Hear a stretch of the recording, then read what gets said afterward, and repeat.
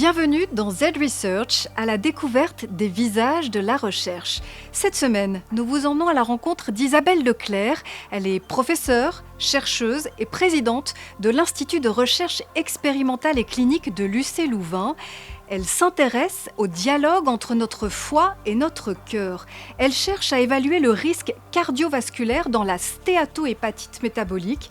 C'est une maladie du foie principalement liée à un régime alimentaire trop riche et au manque d'exercice physique. Et si Isabelle Leclerc peut mener cette recherche inédite, c'est grâce à un PDR-TEMA du FNRS. C'est un financement qui provient de dons et de legs privés reçus par le FNRS. Et Isabelle Leclerc nous ouvre les portes de son quotidien.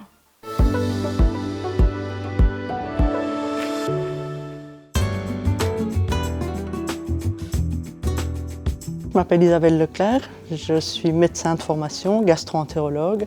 Je fais de la recherche ici à l'UC Louvain où je dirige le laboratoire de recherche sur les maladies du foie, le laboratoire de recherche en hépato-gastro-entérologie et j'enseigne aussi à la faculté de médecine. Donc après avoir terminé la formation en gastro-entérologie ici et avoir terminé mon PhD, je suis partie en postdoc en Australie pour travailler sur les premiers modèles de maladies du foie gras.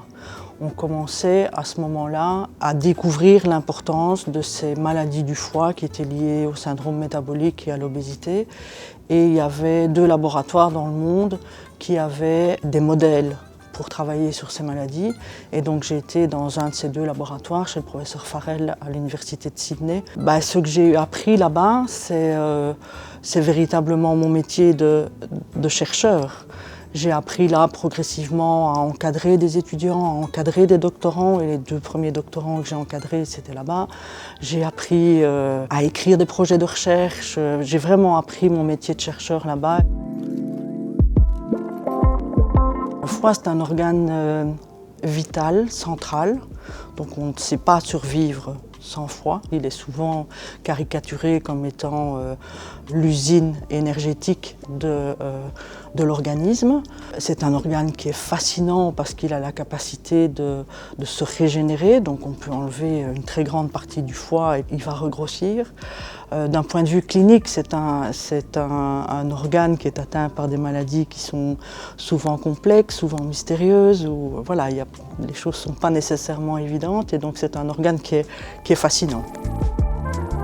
Je travaille principalement sur les maladies du foie qui sont liées à l'obésité, au syndrome métabolique, qui sont souvent liés à ce qu'on appelle le mode de vie occidental, une nourriture trop riche, trop abondante, un exercice physique qui est insuffisant. Avec ma collègue Chantal Desti, nous avons reçu un financement PDR-TEMA du FNRS, qui était un financement supplémentaire aux lignes de financement soutenues par le FNRS. Et c'est justement le fait d'avoir ce financement supplémentaire qui a permis notre association. Et donc nous sommes un peu sortis, et elle et moi, de ce que l'on connaissait bien pour aller découvrir le domaine de recherche de l'autre.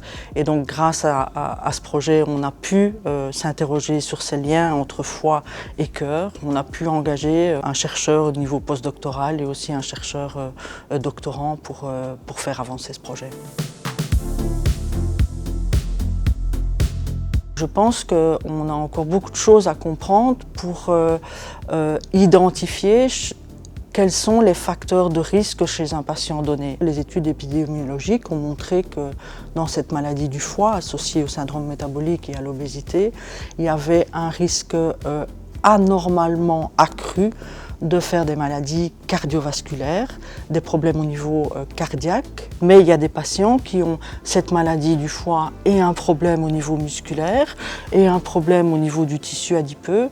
Et donc ça veut dire qu'on doit vraiment creuser et découvrir quels sont les mécanismes qui sont presque opérants au niveau individuel pour pouvoir cibler de façon efficace la maladie individuelle. Et donc il est très probable que pour le traitement de ces maladies, on ne va pas trouver un médicament qui convient à l'ensemble des patients, mais qu'en fonction des spécificités, on va devoir cibler l'une ou l'autre des voies métaboliques ou des voies de processus pathologiques.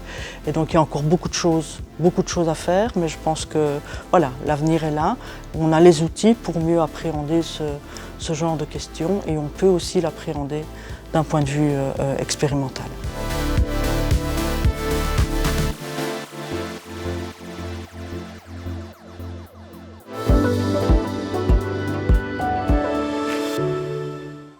Voilà pour cette rencontre avec Isabelle Leclerc à l'UC Louvain.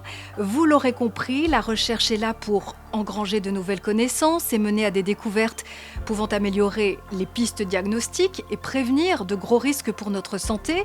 Mais pour cela, elle a besoin de notre soutien à toutes et tous. Merci de nous avoir suivis.